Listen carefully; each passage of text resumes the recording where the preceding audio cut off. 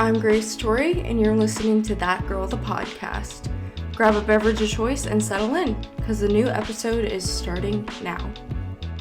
Hey guys, what's up? It's your girl, Grace Torrey, and I am back with a whole new podcast episode. Today's podcast episode, we are just going to be talking about catering or meeting the needs of the younger version of yourself, which people don't realize how important that is.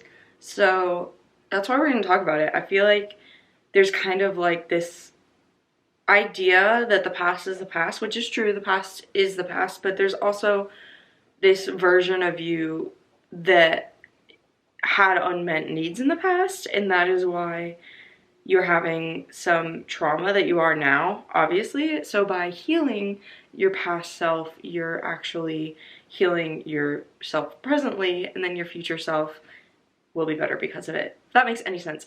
I know, the episode just started literally 2 seconds ago and I just got super deep, so I apologize. I usually try to save the deep stuff for the middle or the end, but I kind of had to explain what we were talking about today, and it's a little bit of a heavy topic. So I'll explain kind of how I got this idea, what I'm even talking about, and all of that, and how to even go about doing this in greater detail, obviously, in today's episode. So definitely keep watching if you want to check that out. Right before I do, though, obviously, we have to do a quick little life update. So if you're new here, hey, my name's Grace, and I am the host for the podcast episode. Thank you so much for all of the support on the Barbie podcast episode, which was my last one. I really appreciate it so much. I did not expect that episode to do so well, and it made my heart so happy. So you guys are amazing, you're awesome, and if you're new here from that video, or that episode, not video, thanks so much. I love having you here. So one little other life update. This isn't really a life update, but I have a question. My hair curler broke this weekend and it hurt my feelings. Obviously, I'm very upset. I was very emotionally attached to that thing. I've had it since Bethany Moto was making beauty videos, so she lasted me a long time. So I'm coming to you to ask for recommendations on which hair curler I should get next, because I don't know. I have had that one since I was like 14, literally 10 years. So I don't know who to be or what to get and what direction to go in next. So definitely give me your recommendations. If you want to DM me on Instagram, that would be probably the best way. If you're watching this on YouTube, comment down below, but help your girl out. I'm so sad. I was gonna curl my hair today and I couldn't, so ouch. Yeah, really hurt my feelings, but that's it for life updates. Nothing too crazy happening. I guess we'll just go ahead and jump on into the video. Don't forget to follow on whatever platform you're currently listening on or watching, if you're on YouTube or Spotify. I would really appreciate it, and it would help the podcast grow so much, and you could be updated every single time I upload a new episode, which is on Wednesdays and Sundays. So let's go ahead and jump on in. So the younger version of yourself is also known as your inner child, if you really get back to the root of things. So I wanted to read a definition of what your inner child is, because I was trying to put into words what it is, and I couldn't really come up with a good definition, so I had to just look one up. So this one says that your inner child is the unconscious part of your mind that holds your unmet childhood needs. And then it also goes on to say it is the true quote-unquote you that held an intuitive knowing about yourself and the world before your parents, society, or systems condition you to forget, deny, or betray yourself in order to receive love. So it's like the most pure version of you, and it kind of holds this knowing of who you are and who you're meant to be and what your pure desires for yourself are before peer pressure and all those things got in the way and kind of made you make a decision for what is best for you based on all of that. So it's you before all of these different voices told you what to do. That being said, your inner child can also be very wounded by childhood trauma. So that is what affects you heavily today, typically. So, for example, if your parents got divorced when you were a child, you may have some sort of trust issues or abandonment issues that you carry out today, and you may not even realize that's what it stems from, which is why it is so important to heal your inner child. Your inner child, there's a lot of ways to get to the root of it. One is meditation. I don't want to get too spiritual if you are not a spiritual person, so I'm going to try and stay away from talking about super spiritual things, but your younger version of yourself in a more broad sense is someone that you should be interacting with. So I'm going to try and keep the ways to do that practical. So I know meditating is a little bit more spiritual, but I promise I will have a ton of ways. So meditating by envisioning your younger version of yourself and talking to them, or even looking up a meditation to talk to your inner child. There's also writing a letter to your inner child. There is just healing your trauma and thinking back to the very first time you felt that way, like I mentioned, having abandonment issues, thinking back to the very first time you felt that way and imagining yourself giving yourself a hug in that moment, doing that exercise a lot. Also telling yourself things that your inner child needs to hear. So say that your inner child struggled with feeling like they were enough, telling yourself you're enough really helps. So we're getting hot and heavy. I kind of need to go back a little bit and tell you guys why I thought of this. So the full moon is coming up, and I like to always listen to the full moon like videos on YouTube that are like, this is what to expect, da da da da da. And I take it with a grain of salt. It's not like I live my life saying, oh my gosh, the full moon told me that relationships are going to struggle this time of the month. Oh no. But I do think it's really interesting, so I listen to it while I'm doing work or whatever on in the background. So one thing that I heard really caught my attention, and someone said that the new moon is about innovation and not the new moon, the full moon is about innovation and doing what you've always wanted to do. And so one of the things that you really need to ask yourself is, what desires and dreams did your inner child have? And that kind of made my ears perk up, because the podcast is something that I desired as a child, and I'm doing it now, and that's what makes me happy. And it literally said, like, if you know what that desire is, to pursue it, because it's fulfilling your inner child's need to meet their desires. And it doesn't have to be like a full-time job or anything. It can be like a fun thing, like say you wanted to be an artist, maybe just like painting something at night when you're unwinding is something that you can do. So I heard that, and it kind of like made me start thinking and go down a rabbit hole, and that's why I wanted to make a whole episode on it.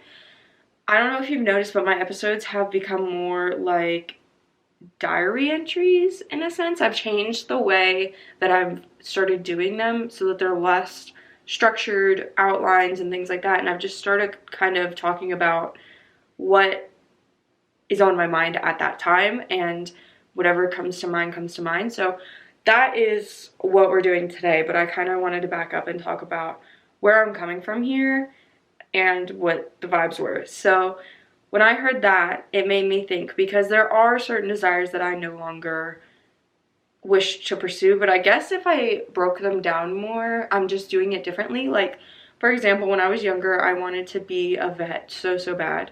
I wanted to be a veterinarian. I was going to do that. It was going to be my life. So fun. Well, I decided when I was like 14-ish that I no longer wanted to be a vet, because I didn't want to euthanize animals or do surgery. Very valid reasons. And so literally I have no desire to be a vet now, like not one. However, I still have a desire to help animals and to, you know, take them to vets where they can be helped if needed, and to be an advocate for them.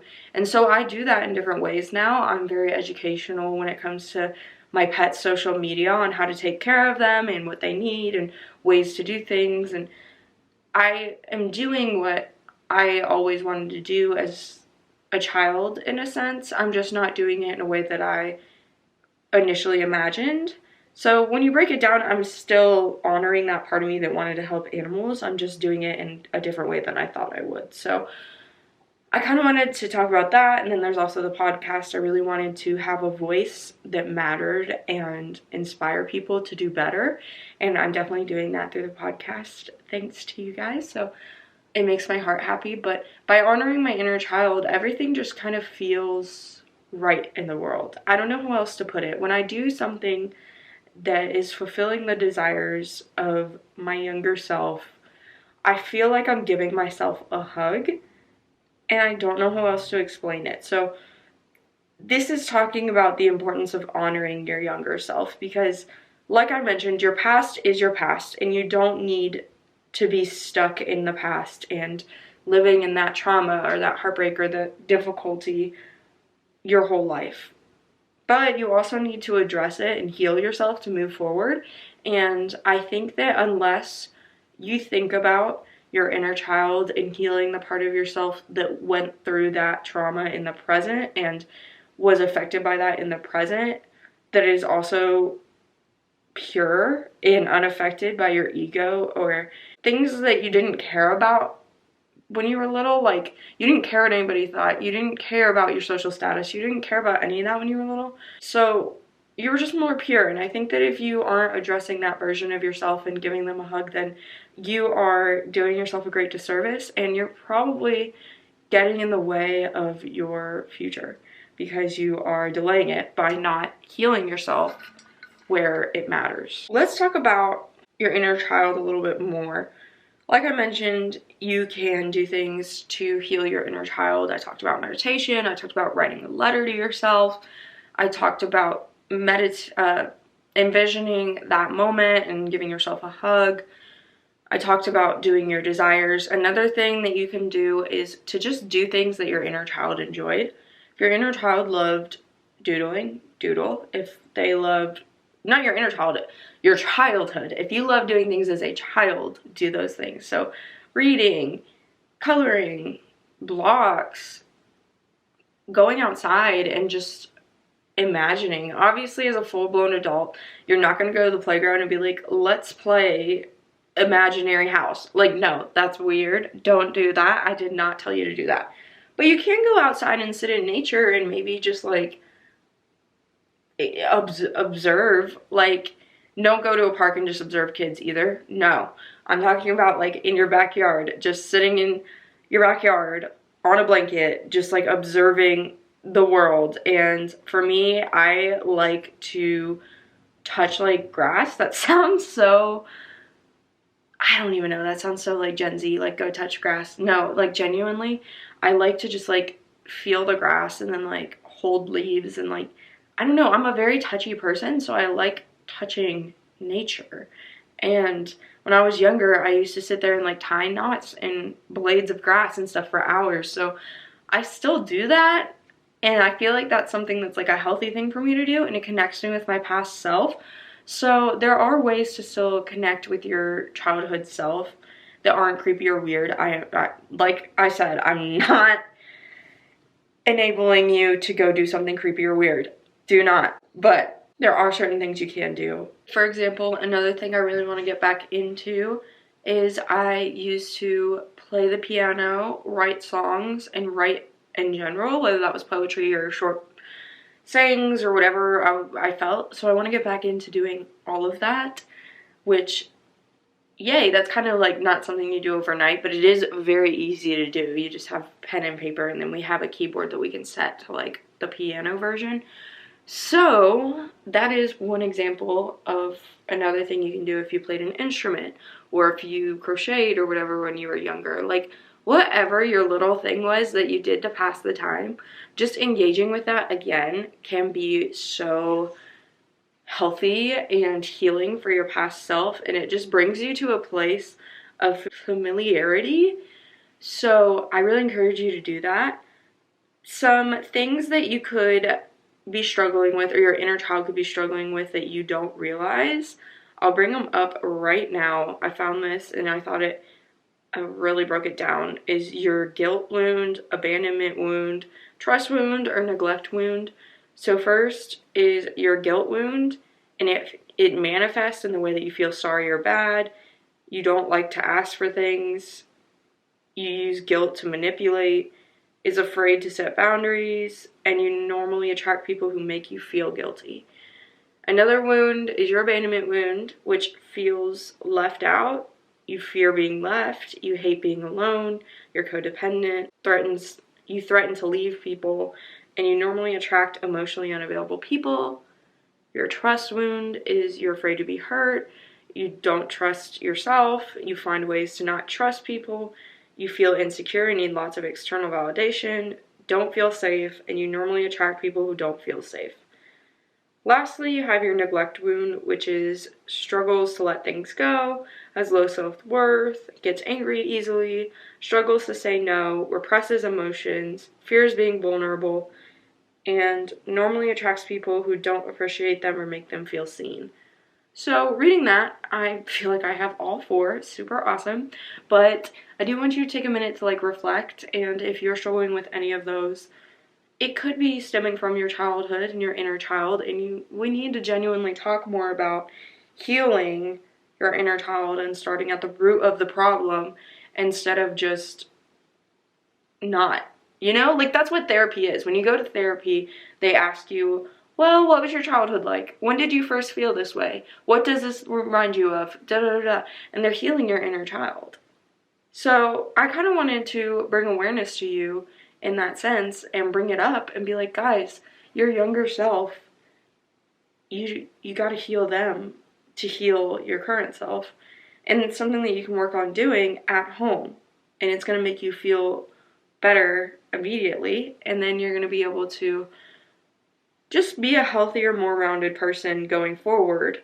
Even though I obviously still recommend therapy. I'm not saying to do all of this alone, but it is things you can incorporate at home. So, here are some questions that you can ask yourself, whether you're journaling or thinking to yourself, meditating, whatever, to channel your inner child. As a child, I would daydream about what? With my childhood friends, I love to do what? As a child, I always wondered about what?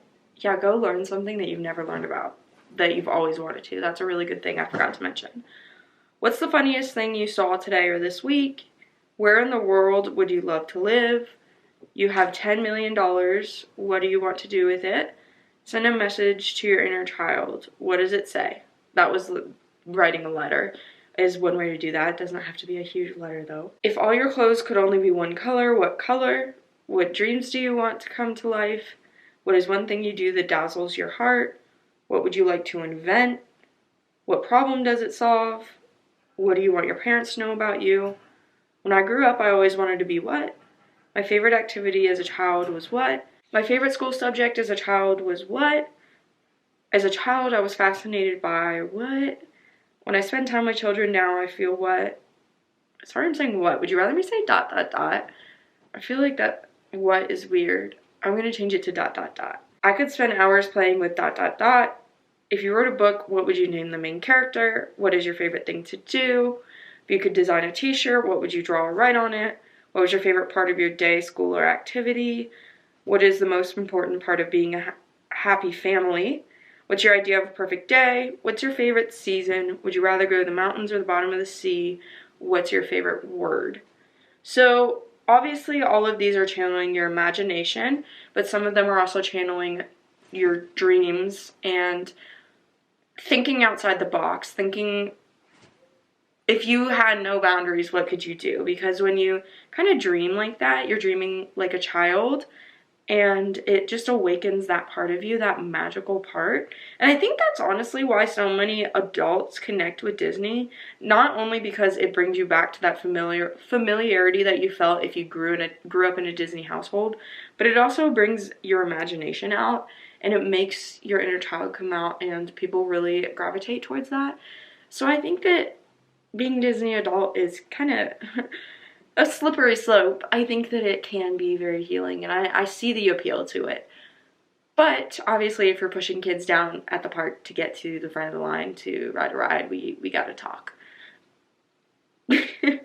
So yeah, I am trying to think of what else to talk about. These are some more fun activities that you can do. Now I'm just kind of looking up more fun stuff because I feel like there's still so much I left out. So these are ways you can show up for your inner child. Some of these I may have mentioned, some of them I haven't. One is introduce them to your current self, an adult with the ability to live a fulfilling life. I always thought about that. One thing I try to remind myself of is, even if I still have so much I want to achieve and I may not be where I ultimately want to be yet, my younger self would be so proud of me and all of the things I've achieved and how far I've come, and the fact that I did it all at such a young age. So introduce yourself to your current self. You can do that through all the things I mentioned before, meditating, whatever. But that's something that I think would be really sacred and wholesome and remind you of all the things you've done. Let your inner child know that you are working to heal from your past wounds. Remind them that they matter and you are working to heal for them, and that it's okay to say, hey, I still struggle with this. It's not easy, but we're healing. And I think that that means a lot and goes a long way. Show them that you have safe ways to take care of yourself now.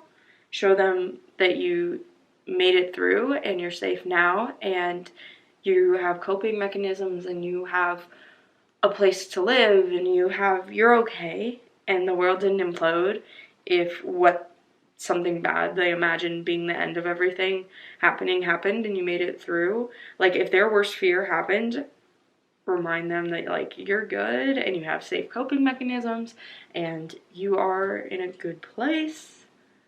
Reparent them around food. If you've struggled with food growing up, had an almond mom, this is important. Listen to what comes up for them. Validate the feelings that arise. So if you are really into meditating and envisioning your inner child and you are able to have a conversation with them, listen to what comes up. Because at the end of the day, what you're imagining when you meditate is your subconscious speaking to you, which is your inner child, and themes that you struggled with as a child are going to come up. So definitely listen to what they say, because it's probably things that you don't even realize you're struggling with that are probably playing a huge role in why you're struggling. Give them permission to have fun and play. This is what I mean when I say have fun painting, have fun playing the piano, have fun doing what you did as a child. Give yourself permission to still do that as an adult. I think that that's really it. I just wanted to come on here and talk about the importance of healing your younger self, because I think for me, I wasn't ready to bring up some of those past traumas for a long time, which is okay. If you're not ready to do that, that's fine. But you kind of have to remember that while you're not ready to talk about it, there's a past version of yourself that is still living in that trauma every day, and that is their reality. So you have to heal your inner child at some point. You can't just leave them with that wound forever. And that gets a little bit spiritual and like interdimensional and stuff, but it's true. I believe it to be true. I mean, you can have your own beliefs, and I'm not gonna judge you for that. So that's personally what I believe. But yeah, I think that's pretty much it. I really appreciate you guys tuning in. I love you so, so much. I hope you have a great Sunday night if you're watching this on a Sunday night. I hope you have a great morning, afternoon, or night if you're watching this any other day after it's come out.